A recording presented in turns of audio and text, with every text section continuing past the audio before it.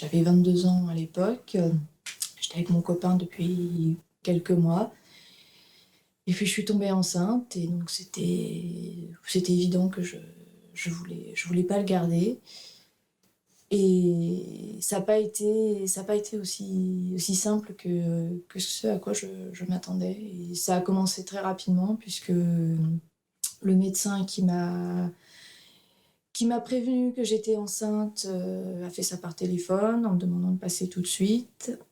Et quand je suis allée le voir, j'ai eu droit à une bonne leçon de morale, bien dans les règles, à base de je vous signale que l'avortement n'est pas un moyen de contraception et tutti quanti. Et moi, je prenais la pilule. J'étais sous Cerazette, précisément. Je prenais la pilule. Moi, je suis persuadée de ne pas l'avoir oubliée, ma pilule. Après, j'étais très jeune, hein, donc la fertilité, voilà, hein, c'était. Enfin, moi, surtout, je tombe enceinte vraiment très facilement.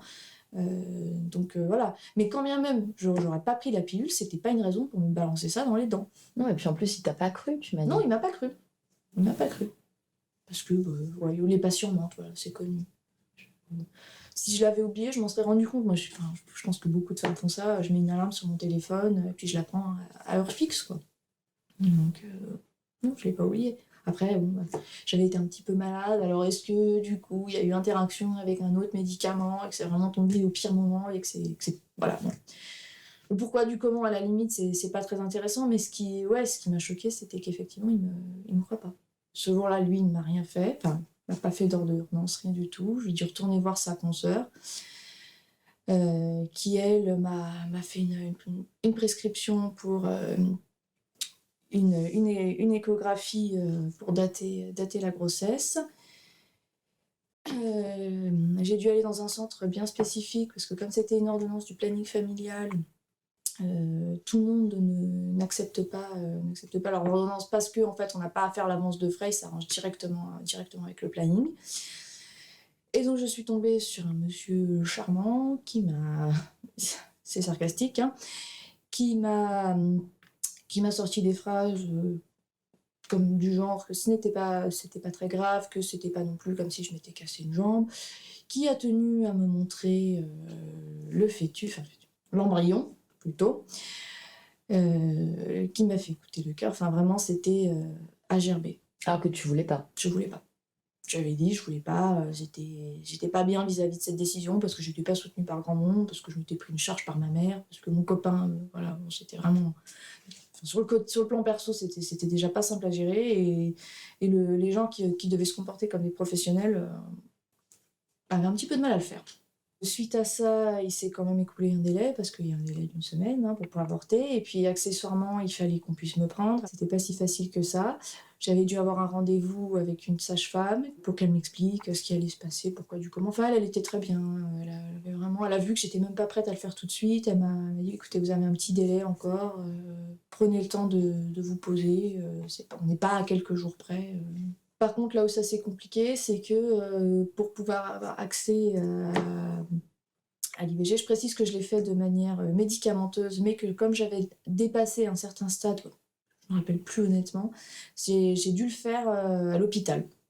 Et donc pour pouvoir avoir accès à ça, il a fallu que je passe d'abord par la caisse et que je paye, et en liquide. J'insistais bien là-dessus, c'était hors de question de payer par chèque, il voulait vraiment du liquide, pour que, je cite, quand je prenne bien la mesure de ce que ça coûtait. Voilà. Donc moi, à l'époque, j'étais étudiante, c'était de l'ordre quasiment 90 €. Pour moi, c'était énorme, mais au-delà de ça, c'était surtout très humiliant parce que c'est comme si on me mettait un frein, on me disait « Ah, t'es pauvre, tu peux pas avorter. » Voilà. Donc on te met « T'es précaire ? Ah bah tiens, on va te précariser un peu plus. » Je sais même plus comment j'ai fait pour réunir la somme, mais bon, toujours est-il que j'ai réussi. J'ai pu payer, donc j'ai pu avoir droit à mon petit sésame qui m'autorisait à pouvoir avorter. Donc on m'a donné des cachets à prendre chez moi 48 heures avant l'IVG. Et après, il fallait que je vienne 2 jours après pour prendre le cytotec à l'hôpital. Donc on était 3 dans la même salle, 3 femmes qui étaient là pour avorter. Le service ouvrait à 8 heures, il fermait à 13 heures. Donc pendant ce temps-là, il fallait... si on expulsait, c'était tant mieux, et si on n'expulsait pas, c'était tant pis. Donc moi, j'ai pas expulsé. Donc il a fallu qu'après je rentre chez mon copain Dardar, il habitait à Porte Dauphine. C'était vraiment, je me revois vraiment, ça poussait dans mon ventre tout le trajet. J'avais vraiment l'impression que j'allais paf, avoir l'embryon là, qui allait, qui allait se promener par terre. C'était vraiment ma crainte. J'ai juste eu le temps de monter les escaliers 4 à 4, de me mettre sur les toilettes et paf, c'est sorti, c'est sorti. Mais ça, j'ai eu peur. J'ai eu peur parce que je me suis dit, qu'est-ce qui se passe si je fais ça devant tout le monde? Enfin, je suis pas dans l'illégalité, mais enfin, c'est pas. Franchement, on n'a pas envie. Voilà. Et puis, c'est un truc, c'est quand même. Ouais, je me rappelle, c'était stock. Ouais, comme ça. Avec le placenta, hein. Je parle pas de la taille de l'embryon. En plus, j'ajoute que franchement, niveau douleur, pas rien, quoi. Rien du tout. Pas un petit Doliprane. Enfin, déjà, le Doliprane, franchement, faut arrêter avec ça. Le Doliprane, c'est quand on a un petit mal de tête. Il y a un paquet de choses à donner aux femmes pour éviter de souffrir. Enfin, je sais pas, c'est comme si on disait, ah tiens, tu avortes et en plus tu vas avoir mal. Ce qui m'a choqué, c'est qu'on. Enfin, je le savais hein, qu'ils allaient pas me garder, mais je me suis dit, quand même, merde, quoi, je peux l'avoir. Ils s'en foutaient. Franchement, ils s'en foutaient. Et quel est l'intérêt à ce moment-là de te faire venir à l'hôpital? J'ai toujours pas compris. Je sais pas. Franchement, je sais pas. Moi, je pensais que c'était fini, mais c'était pas fini. Donc, je suis partie après. Chez un ami dans le sud parce que j'avais besoin pour décompresser. C'était l'été, hein, donc voilà, j'avais pas envie non plus que mon été soit ruiné à cause de mon IVG. Et par contre, il fallait que je fasse une écho de contrôle. C'était une semaine, ou un peu plus d'une semaine peut-être après l'IVG, histoire de voir que tout était sorti. Donc ça, légalement, ils sont obligés de prendre les centres de radio. C'est vraiment... c'est assez une urgence parce que voilà, tout ne peut ne pas être sorti. Donc ça les emmerde, mais ils sont obligés de nous prendre. Et moi, je suis tombée... C'était à Toulon. Donc je suis tombée sur un type, très charmant aussi, hein, donc, qui m'a... C'était par voie endovaginale. Pour vérifier et qui m'a fait mal. J'ai dit qu'il me faisait mal et qui m'a dit allez, ça va passer. Donc là, les intentions, c'est quoi à ton avis? Faire mal et punir. Et il m'a fait mal. Il m'a vraiment fait mal. Et il m'a humiliée. Encore une fois. Et en plus, tout ça, non, ça n'allait pas puisque tout n'était pas expulsé. Donc c'était vraiment... J'avais encore pas vu le bout. Donc j'ai réussi à avoir un rendez-vous avec une gynéco, assez âgée, mais vraiment, pour le coup, gentille comme tout, qui m'a rassurée, qui m'a redonné des comprimés. En me disant, voilà, par contre, que si je voyais qu'il n'y avait rien qui s'évacuait, il fallait vraiment retourner, dans les 2 jours, il fallait retourner à l'hôpital pour qu'on... Eux décideraient, soit ils me redonneraient des comprimés encore une fois, soit il faudrait que je passe par l'aspiration parce que ça devenait dangereux. Donc j'ai pas expulsé, je suis allée chez mon père, il habite à Montpellier, et c'est lui m'a amenée aux urgences, et donc on a attendu un temps fou. Franchement, c'était horrible parce que moi je venais d'avorter et je me retrouvais en fait dans la salle d'urgence avec des femmes qui venaient pour accoucher. Alors franchement, au niveau psychologie, voilà, moyen. Bon, après, le personnel en soi était gentil, hein, mais franchement, rien que ça, c'est... Enfin, je me mets même à la place des femmes qui ont subi des avortements thérapeutiques ou que sais-je, parce que on n'a pas tous le même rapport, et franchement, se retrouver là au milieu de femmes qui vont avoir leur bébé, enfin, je trouvais ça un peu malvenu. Mais bon, c'est comme ça. Et elles m'ont redonné une 3e fois des comprimés en disant, on croise les doigts pour que ça marche, mais sinon, faudra revenir. Alors, de tous les cas, il fallait que je revienne, mais si je n'expulsais pas tout, là, c'était clair que j'y couperais pas, ce serait le bloc. J'ai eu de la chance, cette fois-là, tout est sorti, donc j'ai pu enfin, entre guillemets, tirer un trait. Mais ça a pas été si simple, et c'est vrai que moi, après, je me suis tapé une grosse dépression. Et avec le recul, je pensais que c'était l'acte qui m'avait déprimée, mais en fait, non. Avec les années, bon, j'ai 29 ans maintenant, ce qui m'a causé cette dépression, c'est que c'est tout ce qui allait autour. C'est les soignants qui n'ont pas été foutus de faire leur travail comme ils devaient le faire, c'est-à-dire de façon neutre, sans juger. Je ne demande pas de la compassion, ça c'est à la limite. Il y en a qui en sont capables de soigner, il y en a qui ne sont pas capables.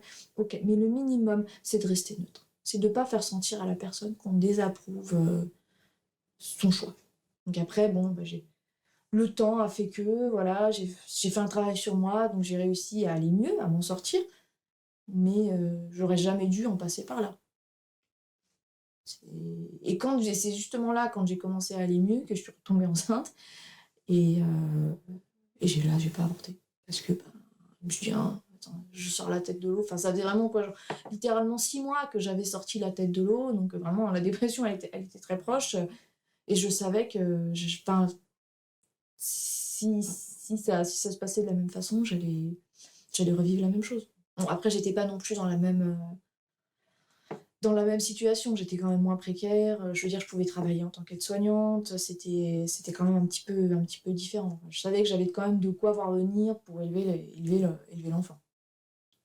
C'est aussi pour ça que je l'ai gardé. Si j'avais été vraiment dans la même situation, je pense que je me serais fait violence, et que j'aurais avorté. Mais voilà, tout en sachant que je risquais de m'exposer encore à la même chose. Bah, déjà, j'ai su que j'étais enceinte très très tôt, parce que on avait eu un pépin avec mon mec, et puis là, je ne prenais pas la pilule, donc je savais que vraiment, puis c'était pile dans la zone, vraiment dans le mauvais moment, donc je savais qu'il y avait un vrai risque. Donc j'avais été voir ma gynéco ventre à terre, elle m'avait prescrit une prise de sang, que j'avais faite pile poil 15 jours après, et même si c'était faible, c'était positif. Et il fallait que j'attende un petit peu, en fait, pour faire l'écho de datation. Il fallait que je reste enceinte. Voilà. Donc quand j'ai moitié, j'ai dit: «OK, c'est bon». On est reparti dans un truc. Donc, j'ai gardé l'enfant. Voilà. Je regrette pas.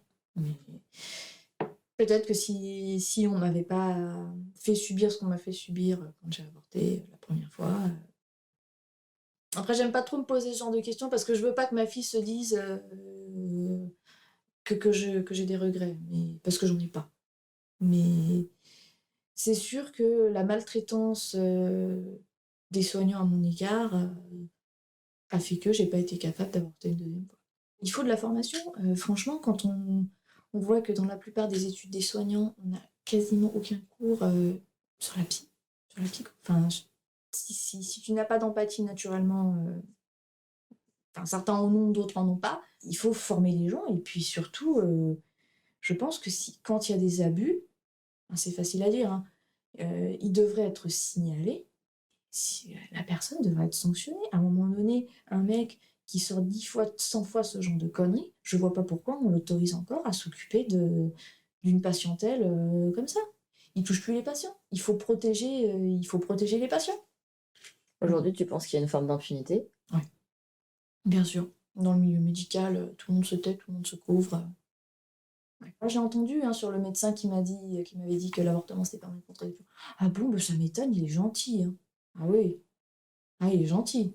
Ah bah, peut-être la plupart du temps, mais enfin avec moi, je la nana qui l'avait vu juste après moi, mais qu'est-ce qu'elle s'était pris dans les gencives aussi? Tu sais qu'elle était un cassos, que c'était la troisième fois qu'elle avortait, que c'était pas tolérable. Le mec, ta patiente vient te voir parce qu'elle avorte pour la troisième fois et tu te poses pas les questions, en fait, du problème de sa contraception. Il faut chercher à améliorer aussi la contraception, et ça, tant qu'ils resteront bloqués, focalisés sur on croirait qu'en France, il y a que la pilule. Donc non, scoop les gars, il y a pas que la pilule, il y a le stérilet, et oui, on peut en mettre à des milliparts. Je sais qu'il y a pas beaucoup de gynécos qui le font, mais on peut en mettre à des milliparts. Il y a pas que la pilule, et il faut entendre que certaines femmes, mais pour des raisons diverses, n'arrivent pas à la prendre de façon régulière, parce que des fois, leur famille ne sait pas forcément, enfin, ils savent pas qu'elle a des rapports, enfin on voit de tout. Et au lieu d'aller juger les gens, il faut juste les aider, il faut faire du cas par cas.